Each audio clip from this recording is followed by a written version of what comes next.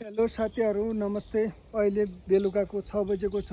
म जब जिन्दगीमा एक्लोपन महसुस गर्छु त्यतिखेर म आफ्नो मनलाई शान्त पार्नको लागि यहाँ कुकुरहरूसँग आएर तिनीहरूसँग खेल्ने, रमाउने र आफ्नो आत्मालाई खुसी पार्नको लागि केही समय भनेको मैले यो जानवरहरूलाई दिन्छु।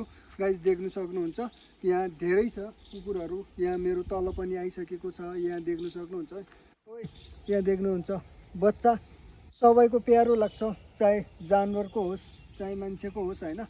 बच्चा भनेपछि सबको प्यारो लाग्छ है साथीहरू। देख्न सक्नुहुन्छ यो डगी लभरहरूको लागि हो है साथीहरू। यहाँ देख्न सक्नुहुन्छ पछाडि नि मेरो थुप्रै कुकुरहरू छ। मैले कुकुरहरूबाट निस्वार्थ माया प्रेम पाइराखेको छु साथीहरू हैन। जिन्दगी भनेको यही हो। देख्न सक्नुहुन्छ जिन्दगीमा सबैसँग माया प्रेम बाँड्न पाए त्योभन्दा ठुलो धर्म अरू केही हुँदैन साथीहरू। देख्न सक्नुहुन्छ या म कुकुरसँग खेल्न आएको थिएँ। त गाइस, कस्तो लाग्यो? अनि कतिजनाले जनावरहरूलाई माया गर्नुहुन्छ हैन?